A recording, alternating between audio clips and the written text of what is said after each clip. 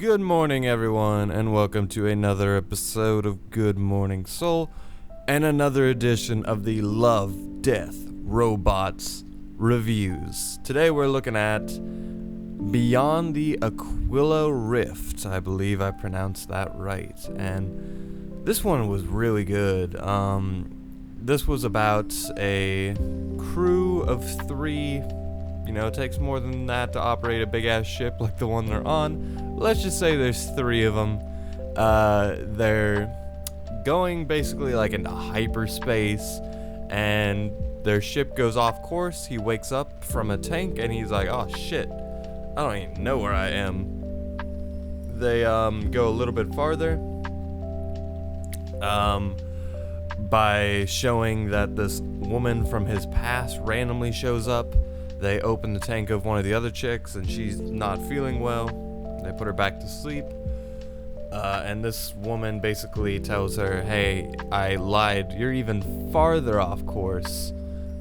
He's like, how did you get here? She's like, everyone who has like this one weird shipping or ship error. It's a routing error, they say. They all end up here.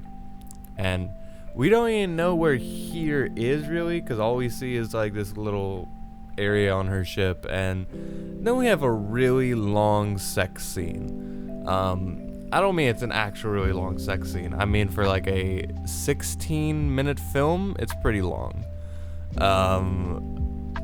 That being said though, this whole, which by the way, there's a fucking boob or nude scene in I think every single one of these films that I've seen, and there was definitely some. I was reading the comments or the reviews on Letterboxd, and people really seem to care about that. Personally, I think the sex scene was unnecessary. I get just kind of annoyed by unnecessary sex scenes in general, because like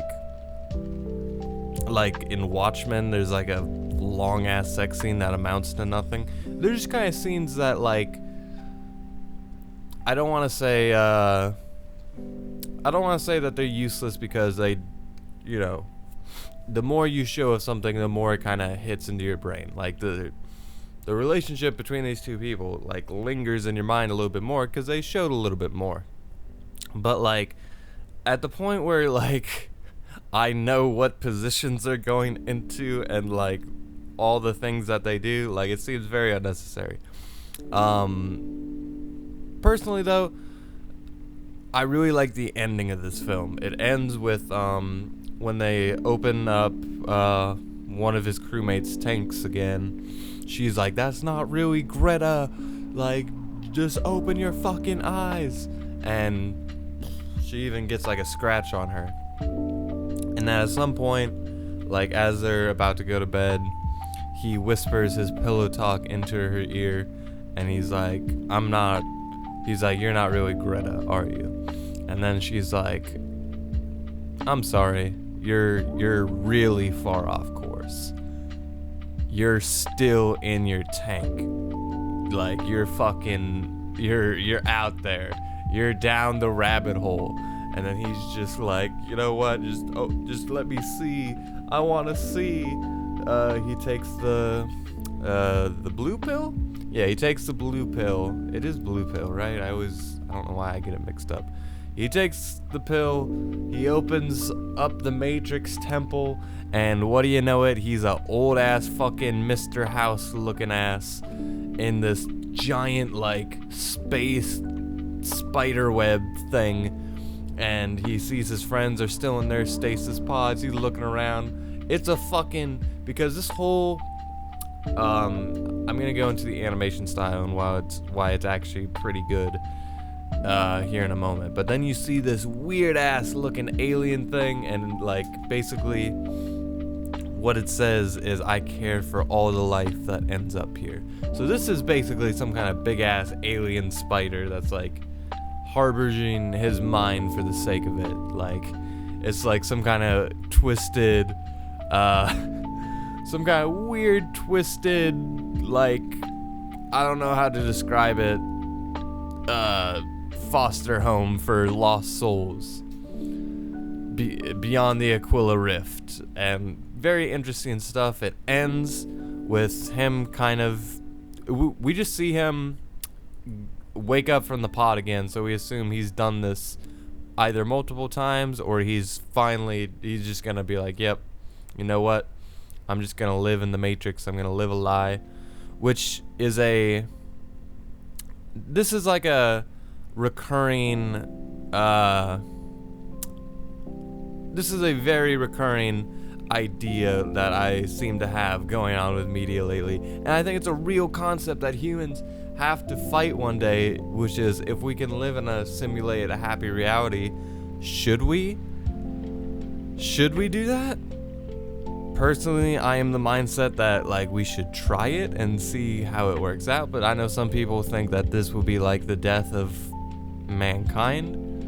But there's like a Black Mirror episode where, like, they're able to put their dead into like some kind of like mental paradise. So should we not do that? Should we just assume that there's an afterlife?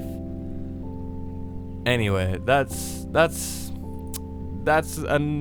what I'm thinking about this morning. And they got me going deep here on Love, Death, Robots. I'm gonna give this one a 6 out of 10. Oh yeah, I was gonna talk about the animation. So this is like a very photorealism type of style. There's actually a style of animation that I can describe. It's photorealistic and it looks gorgeous. But one of the comments or reviews I was reading, someone said, "Why would you bother animating it? Just shoot the live action version if you're gonna animate the same damn gunmetal gray space marine hologram ship nonsense we've seen in the last decade of crappy alien movies."